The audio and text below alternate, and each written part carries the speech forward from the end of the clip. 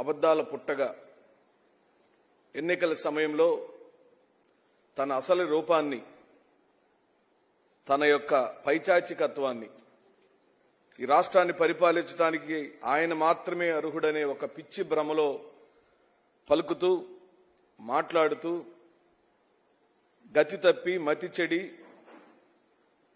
దిక్కుతోచని పరిస్థితులలో ఈ రాష్ట్ర ముఖ్యమంత్రి వైఎస్ జగన్మోహన్ రెడ్డి గారిని చంపుతాను అనే పదాన్ని వాడటాన్ని వైఎస్ఆర్ కాంగ్రెస్ పార్టీ పూర్తిగా ఖండిస్తూ ఎన్నికల కమిషన్ను డిమాండ్ చేస్తున్నాం ఆయన మీద చర్యలు తీసుకోమని. ఇంతకన్నా చంద్రబాబు నాయుడు యొక్క మానసిక పరిస్థితి బాగలేదని మేము అనేక మార్లు చెప్పాం. చంద్రబాబు నాయుడు మాటలను తోలటం, జగన్మోహన్ రెడ్డి గారిని వ్యక్తిగతంగా దూషించటం, నిందలు వేయటం, చాలా చులకనగా మాట్లాడటం ఆనవాయితీగా మారిపోయింది. ఈ ఎన్నికల సమయంలో రాష్ట్ర ప్రజలందరినీ కూడా మేము వేడుకుంటున్నాం, మీరు గమనించండి, చంద్రబాబు నాయుడు యొక్క నిజ స్వరూపాన్ని గమనించమని చెప్పి వేడుకుంటున్నాం. ఓ రాష్ట్ర ముఖ్యమంత్రిగా పరిపాలించేటువంటి వ్యక్తిని, 5 సంవత్సరాలు విజయవంతమైన ఒక ముఖ్యమంత్రి గారిని ఎన్నికల సమయంలో చంపుతాను అని ప్రతిపక్ష నాయకుడు అంటే ఇది ఏ కోణంలో మనం చూడాలి? ఈ పార్టీని మనం, తెలుగుదేశం పార్టీని ఏ కోణంతో మనం అర్థం చేసుకోవాలి? ఈ రాష్ట్రంలో జరిగిన హత్యా రాజకీయాలు, ఈ రాష్ట్రంలో జరిగిన అనేకమైన దాడులు, అనేకమైనటువంటి కేసులు, అనేకమైన విభజనలు, అనేకమైన ఘోరాలు, నేరాలు తెలుగుదేశం పార్టీ చేసిందని మేము చెబుతున్నప్పుడు, మేమేదో ప్రతిపక్షం వాళ్ళమని, ఆ రోజున మేము ప్రతిపక్షంలో ఉన్నప్పుడు, ఈయన అధికారంలో ఉండినప్పుడు అనేక సంఘటనలు జరిగినాయి. వాటిని మేము చెప్పినప్పుడు మేమేదో రాజకీయంతో మాట్లాడామనుకున్నారు. కానీ ఇప్పుడు స్వయానా చంద్రబాబు నాయుడే నిన్ను చంపితే దిక్కెవరు అని మాట్లాడుతున్నాడంటే చంద్రబాబు నాయుడు యొక్క ఆలోచన ఏంటని అడుగుతున్నా. ఒళ్ళు కొవ్వెక్కి మాట్లాడుతున్నాడా? మతి చెడి మాట్లాడుతున్నాడా? లేదా ఎన్నికల్లో ఓటమి రేపు జూన్ 4వ తారీఖు కనపడి దిక్కుతోచని పరిస్థితిలో మాట్లాడుతున్నాడో? ఈ రాష్ట్ర ప్రజలందరికీ కూడా చేతులు జోడించి మనవి చేస్తున్నాం, చంద్రబాబు నాయుడు యొక్క మానసిక పరిస్థితిని అర్థం చేసుకోమని అడుగుతున్నాం. ఆ ఒక్క మాటే కాదు, దద్దమ్మన్నాడు ముఖ్యమంత్రి గారిని, సైకో అంటున్నాడు, శనీశ్వరుడు అన్నాడు, డ్రామా కంపెనీలు బాస్ అన్నాడు, అహంభావి అంటున్నాడు. ఏమిటండి ఈ మాటలు? ఏమిటిది? ఏం కన్ను మీద కాలట్లేదా చంద్రబాబు నాయుడు? ఒళ్ళు కొవ్వెక్కి తిక్క తిక్క మాటలు మాట్లాడుతున్నావా? ప్రజలు నీకు చంపల పగిలేలాగా 2019లో ఎన్నికలలో తీర్పిస్తే దిక్కుతోచని పరిస్థితుల్లో నీ దుకాణాన్ని మూసేసుకుని తెలంగాణకు వెళ్లి దాక్కున్న నరరూప రాక్షసుడి నువ్వు. ఏం తిట్లు మేం తిట్లేమనుకుంటున్నావా? మాకు బూతులు రావనుకుంటున్నావా? మేమేదన్నా ఒక మాట అంటేనేమో వెళ్ళి ప్రెస్ మీట్ పెట్టి ఏడుస్తుంటివి, ఏడుపు మొహమోడిని. నువ్వు ఒక వెన్నుపోటుదారుడివి. నువ్వు ఇసుకని, మట్టిని, పంచభూతాలని దోచుకున్న దొంగల ముఠాకి బాసువి నువ్వు. ఈ రాష్ట్రంలో జరిగిన నేరాలకి, ఘోరాలకి వెనకున్న హస్తం నీదే. రాజధాని నిర్మాణం పేరుతో రైతుల యొక్క భూములను దోచుకున్న గజ దొంగవి నువ్వు. ఆ రాజధాని ప్రాంతంలో కేంద్రం నుంచి ఇచ్చిన 5,000 కోట్ల రూపాయల డబ్బుల్ని ఒక్క శాశ్వత నిర్మాణం కూడా చేయకుండా దోచుకున్న గజ దొంగల ముఠాకి బాసువి నువ్వు. ఈ దేశంలో వైట్ కాలర్ నేరస్తుడు ఎవడైనా ఉన్నాడు అనంటే, ఈ దేశంలో రాజకీయాలను అడ్డం పెట్టుకుని డబ్బులు సంపాదనే ధ్యేయంగా రాజకీయాలు చేసే కుయుక్తి కలిగిన రాజకీయ నాయకుడు ఎవడన్నా ఉన్నాడు అనంటే, ఆంధ్ర రాష్ట్ర పరువుని పదే పదే దిగదార్చిన వాడు ఎవడైనా ఉన్నాడంటే అది నువ్వే చంద్రబాబు నాయుడు. నువ్వే. నీ జీవితం అంతా డ్రామాలు, నీ జీవితం అంటేనే దోచుకోవటం, నీ జీవితం అంటే వెన్నుపోటు పడవటం, నీ జీవితం అంటే ఈ రాష్ట్రాన్ని సర్వనాశనం చేయటం, జన్మభూమి కమిటీల పేరుతో గ్రామాల్ని దోచుకున్న గజ దొంగలు మీరు. ఇంకా సిగ్గు రాకుండా గౌరవ ముఖ్యమంత్రి గారిని పదే పదే అవహేళన చేయటం, మాట్లాడటం. ఏమయ్యా అంటే ఈ రాష్ట్రానికి పరిపాలించడానికి ఏం పేటెంట్ హక్కు ఉందా? నువ్వే పరిపాలించాలని ఏమన్నా రాజ్యాంగంలో రాసిపెట్టుందా? నువ్వు తప్పించి తెలివి కలిగినోడు ఎవరు లేరు అనుకుంటున్నావా? ఏముందయ్యా నీ తెలివితేటలు? ఏం సాధించావు ఈ రాష్ట్రానికి? విభజన సమయంలో విభజనకి కారకుడు నువ్వే. అదే కాంగ్రెస్ విభజన అయిపోయిన తర్వాత కాంగ్రెస్ పార్టీతో తెలంగాణ జతగట్టిన నువ్వు ఒక రాజకీయ బ్రోకర్వి, రాజకీయ వ్యభిచారివి. నువ్వు కేవలం డబ్బులు సంపాదించడం కోసం, ఆస్తులు కూడగట్టుకోవడం కోసం, నీ అనునాయులైన సంస్థలకు దోపిడీని చేసి పెట్టడం కోసము రాజ్యాంగపరమైన సీఎం పదవిలో ఉండి ప్రజల యొక్క ధనం మాన ప్రాణాలు దోచుకున్న దొంగవి నువ్వు. ఒక స్కిల్ స్కాము, ఒక ఫైబర్ నెట్ స్కాము, అనేకమైన స్కాములు చేసే బాబులకి బాబువి నువ్వు. ఈ దేశంలో ఏ రాష్ట్ర ముఖ్యమంత్రికి నీ అంత నీచమైన చరిత్ర లేదు. నీ పార్టీని తీసుకొని అందలం ఎక్కి ఈ రోజు వరకు నందమూరి వంశులకి అసలు స్థానమే లేకుండా చేసిన నీచమైన రాజకీయ చరిత్ర నీది బాబు. నువ్వే మాట్లాడతావు? తండ్రి చనిపోతే ఒంటరిగానే నిలబడితే కాంగ్రెస్ పార్టీ కేసులు పెట్టి బాధ పెడితే అవమానపరిస్తే ఏ మాత్రం ఒక్క క్షణం కూడా బాధపడకుండా ప్రజల కోసం నిలబడ్డాడు, ప్రజలతోనే ఉన్నాడు. సుమారుగా 5,000 కిలోమీటర్ల పాదయాత్ర చేశాడు. ప్రజల యొక్క మనస్తత్వాన్ని అర్థం చేసుకున్నాడు. ఈ రాష్ట్ర యొక్క స్థితి గతులను అర్థం చేసుకున్నాడు. ఈ రోజున తిరుగులేని మహానాయకుడిగా ఎదిగాడయా మా నాయకుడు. మా నాయకుడికి దేశంలో చరిత్ర ఉంది.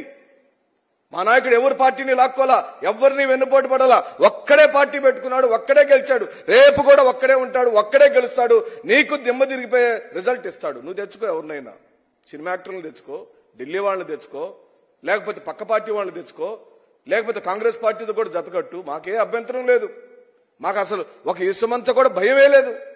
ఎందుకంటే నిన్ను తుక్కుగా ఓడించే ప్రజలు ఎప్పుడు ఎన్నికలు వస్తుందో ఆ 13వ తారీఖు కోసం ఎదురు చూస్తున్నారని చెప్పంటున్నాం. ఇప్పుడు నీ భాషతో అది తేటతెల్లం అయిపోయింది. ఏమయ్యా నువ్వేం మాట్లాడతావు? కర్నూలు ఇప్పుడు ప్రెస్ మీట్ పెట్టి ఏం మాట్లాడతారు? వాలంటరీ వ్యవస్థని జగన్మోహన్ రెడ్డి గారు ఈ దేశంలో ఏ ముఖ్యమంత్రి తీసుకురాని ఓ పరిపాలనా సంస్కరణ తెచ్చాడు. ఆ సంస్కరణే వాలంటరీ వ్యవస్థ. ఆ వాలంటరీ వ్యవస్థ ద్వారా ఈ రోజున అనేక మంది యువతలు వాళ్ళ యొక్క జీవితాలను ఈ సమాజం కోసం త్యాగం చేశారయ్యా. వాళ్ళు దేశభక్తులయ్యా, వాళ్ళు సమాజ ప్రేమికులయ్యా, సమాజ సేవకులయ్యా.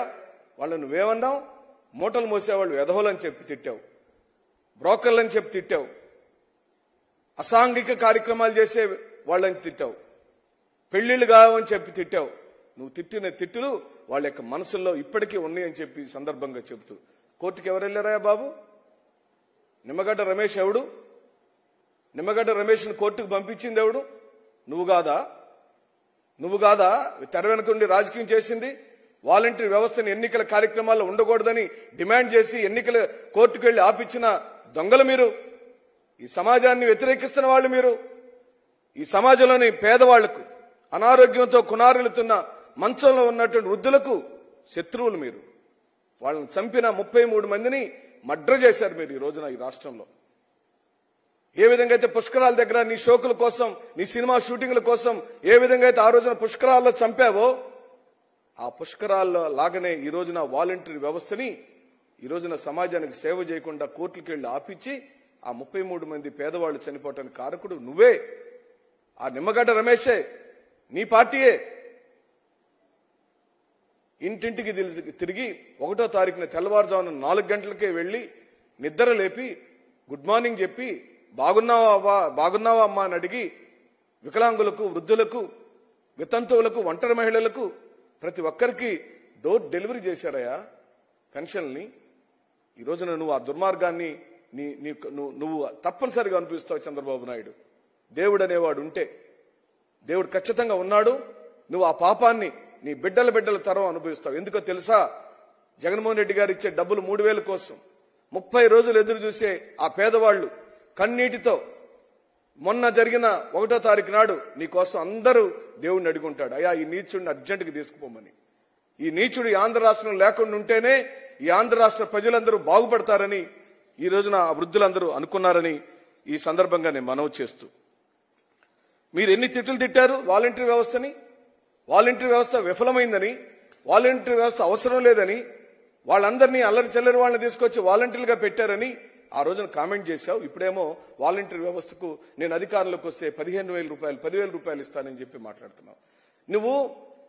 నువ్వు నీ ఇచ్చిన 6 హామీలతో పాటు ఈ వాలంటీర్ వ్యవస్థ మీద నువ్వు చేసిన కామెంట్ల ద్వారా నువ్వేం ఒప్పుకుంటున్నావంటే జగన్మోహన్ రెడ్డి గారి యొక్క పాలసీలన్నీ కరెక్ట్ అని, జగన్మోహన్ రెడ్డి గారు పరిపాలనా దక్షుడని, జగన్మోహన్ రెడ్డి గారు తీసుకొచ్చిన సంస్కరణలన్నీ ఈ రాష్ట్రానికి అవసరమని నువ్వే చెప్పావు. ఎక్కడంటే వాలంటీర్లకు నేను 10,000 ఇస్తానని చెప్పడం ద్వారా. అలాగనే జగన్మోహన్ రెడ్డి గారు తీసుకొచ్చిన నవరత్నాల్లోని పథకాలను కాపీ కొట్టావు. మేము తెచ్చిన అమ్మఒడిని పెంచుతానని చెప్పి అంటున్నావు. అలాగనే మా చేయూతను పెంచుతానంటున్నావు, రైతు భరోసాని పెంచుతానంటున్నావు. మా పథకాలను పెంచడం తప్పించి నువ్వు కొత్తగా ఏమైనా చెప్పావా? నువ్వు కొత్తగా ఏదైనా పథకాన్ని ఆలోచించావా? ఆ బస్సుల్లో ఆడాళ్లకి ఫ్రీగా టికెట్లు ఇచ్చేదేమో, లేదా ఫ్రీగా ప్రయాణం చేయించేదో కాంగ్రెస్ వాళ్ళ దగ్గర కాపీ కొట్టావు. నువ్వు నారా చంద్రబాబు నాయుడు తన రాజకీయ సంస్కరణలలో భాగంగా పరిపాలనా దక్షుడిగా ఆయన ఈ రాష్ట్ర ప్రజల కోసం, పేదవాళ్ల కోసం ఏం చేశాడో చెప్పి ఓట్లు అడగండి. మాకేం అభ్యంతరం లేదు. మీకేం హక్కు ఉంది రాష్ట్రంలో ఓటు అడిగే హక్కు? రాష్ట్ర విభజన జరిగి 2014లో అల్లల్లాడిపోతున్న ఈ రాష్ట్రానికి నీకు అవకాశం ఇస్తే ఏం చేశావు? 5 సంవత్సరాలు దోచుకున్నావు. రైతుల యొక్క భూములు దోచుకున్నావు. స్కాములకు బాబయ్యావు. నీ కొడుకును ఎమ్మెల్సీని చేసి మంత్రిని చేసుకున్నావు. అంతకు మించి ఏమైనా ఈ రాష్ట్రానికి నువ్వు ఒరగబెట్టున్నావో ఈరోజు మీకు చెప్పమని అడుగుతున్నాం. ఏమన్నారండి మీరు? వృద్ధులు ఉన్నారు, వాళ్ళందరికీ పలానా జబ్బులున్నాయి, వీళ్ళందరూ నడవలేరు, వాళ్ళకి తప్పనిసరిగా ఇంటికెళ్ళి ఇవ్వాలని మేము మాట్లాడితే ఆ సమాచారం అంతా వైఎస్ఆర్ కాంగ్రెస్ పార్టీ వాళ్ళకి ఎలా తెలుసు అని అడుగుతున్నావు. ఏమయ్యా నీకు మైండ్ ఉందా? అసలు నీ బుర్ర పనిచేస్తుందా చంద్రబాబు నాయుడు? ఫ్యామిలీ డాక్టర్ కాన్సెప్ట్తో ప్రతి ఇంటిలో ఉన్న ప్రతి ఒక్క జబ్బులకు సంబంధించిన సమాచారం సమగ్రంగా రాష్ట్ర ప్రభుత్వం దగ్గర ఉందాయా? ప్రతి ఇంటిని జల్లెడబట్టారు. నీకు తెలీదా? కోవిడ్ టైంలో ప్రతి ఇంట్లో కోవిడ్ రోగస్తులు ఎంతమంది ఉన్నారు, ఎక్కడి నుంచి వచ్చారు? ఇంకా కోవిడే కాదు మరి ఏ ఇతర జబ్బులు ఉన్నాయనే సమాచారం ఆ రోజే తెచ్చుకుంది రాష్ట్ర ప్రభుత్వం. ప్రతి ఇంట్లో ఎక్కడ వికలాంగులు ఉన్నాడు, ఎక్కడ వితంతు ఉంది, ఎక్కడ వృద్ధులున్నాడు, ఎక్కడ ఒంటరి మహిళ ఉంది, ఎక్కడ కిడ్నీ బాధితులు ఉన్నారనే సమాచారం, సమగ్రమైన సమాచారం రాష్ట్ర ప్రభుత్వం దగ్గర ఉంది.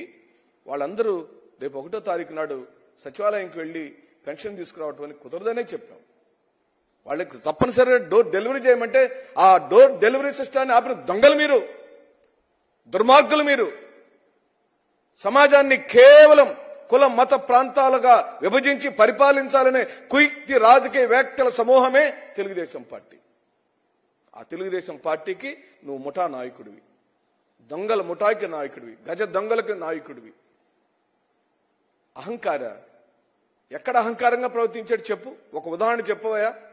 నీది అహంకారం అంటే ఎన్టీఆర్ని చనిపోయిన దాకా వెంటాడి వేటాడి చంపేసి ఆ కుటుంబంలో ఉన్న ప్రతి ఒక్కరిని అనాథాలను చేసి ఆయన భార్యని ఈ రోజున ఒంటరిగా చేసి నీది అహంకారం, నీది కుట్ర, నీది రాజకీయ నీచ చరిత్ర చంద్రబాబు నాయుడు అని చెప్పి అంటూ ఇంత రాక్షస స్వభావం, ఇంత దిగజారుడు స్వభావం, ఇంతమందిని బాధ పెడుతున్న నీ స్వభావాన్ని రాష్ట్ర ప్రజలందరినీ మేము అర్థం చేసుకోమని మనవి చేస్తున్నాం. రాష్ట్ర ప్రజలారా, చంద్రబాబు నాయుడు యొక్క మానసిక పరిస్థితిని, చంద్రబాబు నాయుడు పార్టీ యొక్క రాజకీయ వైఖరిని, చంద్రబాబు నాయుడు నాయకులు ఎవరెవరైతే పోటీలో ఉన్నారో వాళ్ళ చరిత్రలన్నిటినీ మీరు చూడమని చెప్పి అడుగుతున్నాం. ఎందుకు చంద్రబాబు నాయుడు మీరు 2019లో గద్దె దించారో, ఎందుకు జగన్మోహన్ రెడ్డి గారికి అవకాశం ఇచ్చారో, ఈ 5 సంవత్సరాల కాలంలో జగన్మోహన్ రెడ్డి గారి యొక్క పరిపాలన విధానానికి, చంద్రబాబు నాయుడు యొక్క పరిపాలన విధానానికి దయచేసి పోలిక చేసుకోమని వేడుకుంటున్నాం. ఒక్కసారి మనసుతో ఆలోచించండి, ఒక్కసారి బుర్రబెట్టి ఖచ్చితంగా ఆలోచించండి. చంద్రబాబు నాయుడు తను దిగిపోయే రోజుకి 1,000 రూపాయల పెన్షన్ ఇస్తే మన జగన్మోహన్ రెడ్డి గారు 3,000 రూపాయల పెన్షన్ పెంచాడు. ఈ రోజున దాన్ని 3,500 రూపాయలు చేస్తానని నిన్న మేనిఫెస్టోలో చెప్పాడు. జగన్మోహన్ రెడ్డి గారు మేము అభినందిస్తున్నాం. మీరు ఒక ప్రజానాయకుడిగా, ఓ ప్రజా దక్షతతో, ప్రజల యొక్క మనిషిగా, ఓ బాధ్యత కలిగిన పెద్ద కొడుకుగా, ఒక పెద్ద కుటుంబ పెద్దగా లోతైన విశ్లేషణ కలిగి లేని అపోహలను లేదా చేయలేని పనులను చెప్పి ప్రజలను మోసం చేయకుండా శభాష్ అంటున్నాం. నిజంగా ఓ పార్టీలో మేము కార్యకర్తలుగా పనిచేయటం, ఎమ్మెల్యేలుగా పనిచేయటం మా అందరికీ సగర్వంగా ఉందని కూడా జగన్మోహన్ రెడ్డి గారిని మేము ఈ దేశంలో కట్టల కొద్దీ టన్నుల కొద్దీ పేపర్లతో మేనిఫెస్టోలు ఇవ్వటం చూసాం. కానీ దేశ చరిత్రలో 2 పేజీల మేనిఫెస్టో ఇచ్చిన మొట్టమొదటి మగవాడు. ఆ ఇచ్చిన 2 పేజీల మేనిఫెస్టోలో 99% చేసి నిరూపించిన వాడు జగన్మోహన్ రెడ్డి గారు. జగన్మోహన్ రెడ్డి గారి యొక్క మేనిఫెస్టోలో ఎంత పదునైన లోతైన భావం ఉందో ఆయన యొక్క పరిపాలనలో కూడా అంత లోతైన సమాజ బాధ్యత ఉందని ఈ సందర్భంగా నేను మనవి చేస్తూ, జగన్మోహన్ రెడ్డి గారు ఒక చరిత్రకారుడు. ఈ దేశంలో ఏ ముఖ్యమంత్రి సాధించలేని అనేకమైన విజయాలు ఒక్క 5 సంవత్సరాల్లోనే సాధించాడు. అది ఒక వాలంటరీ వ్యవస్థ కావచ్చు, ఒక రైతు భరోసా ఆర్బీకే సెంటర్ల స్థాపన కావచ్చు, సచివాలయ వ్యవస్థ కావచ్చు, లేకపోతే ఇచ్చిన ఉద్యోగాల వ్యవస్థ కావచ్చు, నాడు నేడు పేరుతో స్కూల్ భవనాలను బాగు చేసిన సందర్భం కావచ్చు, నాడు నేడు పేరుతో ప్రాథమిక ఆరోగ్య కేంద్రాలను బాగు చేసిన సందర్భం కావచ్చు, అనేకమైన ఆరోగ్య కాలేజీలను యూనివర్సిటీలను తెచ్చిన సందర్భం కావచ్చు. మరి ఇవన్నీ ఎలా పోతాయండి? ఒక గ్రామంలోకి వెళ్తే ప్రతి చోట జగన్మోహన్ రెడ్డి గారి పరిపాలన ఉంది, ప్రతి ఇంట్లో జగన్మోహన్ రెడ్డి గారి పథకం ఉంది, ప్రతి గుండెల్లో జగన్మోహన్ రెడ్డి గారు అనే నాయకుడు సుస్థిరమైన ప్రజాభిమానాన్ని సాధించుకుని ఉన్నాడు. నీకు చంద్రబాబు నాయుడు, నువ్వు పవన్ కళ్యాణ్ తెచ్చుకో, మోడీని తెచ్చుకో, షర్మిలమ్మని తెచ్చుకో, సునీతమ్మని తెచ్చుకో, ఎల్లైని తెచ్చుకో, పుల్లైని తెచ్చుకో, కోటైని తెచ్చుకో, మొత్తం ఒక తక్కెట్లో కూర్చోండి, ఇటు మాత్రం ఒక్కడే ఉంటాడు. ఆ ఒక్కడు నిజాయితీ కలిగిన వాడు, ఆ ఒక్కడికి ఈ దేశంలో ఓ చరిత్ర కలిగిన వాడు, ఆ ఒక్కడు తన తండ్రి యొక్క పాలనా ధర్మాన్ని భుజాల మీదకి ఎత్తుకొని ఒక్కడే మోస్తున్నవాడు. ఆయనకి మీరు పోటీయే కాదు, మీరు అసలు పోటీయే కాదు. అబద్ధాల పుట్టతో మీరు మాట్లాడే మాటలు. మేము అడుగుతున్నాం, మా పథకాలను కాపీ కొట్టడం తప్పించి నువ్వేమి సాధించావు అని అడుగుతున్నాం. మా మేనిఫెస్టో చూడండి. రాష్ట్ర ప్రజలను కూడా మేము అడుగుతున్నాం. 9 నవరత్నాలను అలాగే ఉంచుకుని ఆ నవరత్నాలను పెంచుకుంటూ పోయాడు. 3,000 ఉన్న పెన్షన్ని 3,500 చేస్తానని చెప్పారు. రైతు భరోసాని 80,000కి పెంచుకున్నారు. అలాగనే అమ్మఒడి డబ్బులు 15,000 రూపాయలు, దాన్ని 17,000 రూపాయలకు పెంచారు. 75,000 ఉన్న చేయూత డబ్బుల్ని 1,50,000 రూపాయలకు పెంచారు. 0 వడ్డీ రుణాలు వారు పరిపాలనిచ్చే సమయానికి 1,00,000 రూపాయలు ఉండేది, వారి పరిపాలన అది 2 లక్షలు అయింది. ఇప్పుడు అది 3 లక్షలు రుణాలు స్థాయిని ఇస్తామని డోక్రా మహిళలకు చెప్పడం జరిగింది. ఈబీసీ నేస్తం కేవలం 40,000 ఉండేది, ఈరోజు దాన్ని 1,05,000 రూపాయలు చేశాడు. అంటే ఎస్సీ ఎస్టీ బీసీ మైనార్టీలకు మాత్రమే సంక్షేమ పథకాలు ఇస్తున్నారు జగన్మోహన్ రెడ్డి గారని మీరు మాట్లాడే తెలుగుదేశం పార్టీ మాటలు మేము ఎలా మర్చిపోగలుగుతాం? ఎస్సీ ఎస్టీ బీసీ మైనార్టీలకు పప్పు బెల్లాల్లాగా రాష్ట్ర ఖజానంతా పంచుతున్నాడని నువ్వు చేసిన అవహేళనని రాష్ట్రంలోని ఎస్సీ ఎస్టీ బీసీ మైనార్టీలు ఎలా మర్చిపోతారు బాబు? ఈ రోజున ఈబీసీలు అనగా రెడ్డి గారిలోని, కమ్మవారిలోని, బ్రాహ్మణ్స్లోని, వైశ్యుల్లోని, క్షత్రియుల్లోని, ఫలానా కులాల్లోని పేదవాళ్లకు, బిలో పావర్టీ లైన్లో కటిక పేదరికంలో ఉన్న వాళ్ళందరికీ కూడా ఈ రోజున ఈబీసీ నేస్తం ఒక ఆసరాగా నిలబడుతుంది. అలాగనే కాపు నేస్తం పెంచారు, అలాగనే మత్స్యకార భరోసా పెరిగింది. ఇవన్నీ కూడా రాష్ట్ర ప్రజలు గమనించి ఓ నిజాయితీ కలిగిన నికార్సైన ఓ నాయకుడిని మళ్లీ దీవించమని మీ మధ్యలో తిరుగుతున్నాడు. ఎండనక వాననక పోయిన మారు కూడా తిరిగాడు, ఒక్కడే తిరుగుతున్నాడు. రాష్ట్ర ప్రజలను మీరు గమనించండి. జగన్మోహన్ రెడ్డి గారికి మీరంటే ప్రాణం, ఈ రాష్ట్ర ప్రజలంటే ప్రాణం. ఈ రాష్ట్ర ప్రజల కోసం ఏమైనా చేయాలనే తెగుగలిగిన వాడు. ఈ రాష్ట్ర ప్రజలకు మనసు నిండా ప్రేమతో ఈ గుండెల్లో నుంచి లోతైనటువంటి ప్రేమని, భావాన్ని ఈ రాష్ట్ర ప్రజల మీద చూపిస్తున్న ఒక కరుణామయుడు. ఆ జగన్మోహన్ రెడ్డి గారిని రాజకీయంగా అడ్డుకోలేక చంపుతామని చంద్రబాబు నాయుడు బెదిరిస్తున్నాడు. రాష్ట్ర ప్రజలు ఆలోచించమని చెప్పి అడుగుకుంటున్నాం. చంద్రబాబు నాయుడు చంపాలనుకుంటుంది ఓ ప్రజానాయకుడిని, చంద్రబాబు నాయుడు చంపాలని వ్యూహాలు బనుతుంది ప్రజల యొక్క గుండె చప్పుడుగా మారిన జగన్మోహన్ రెడ్డి గారిని.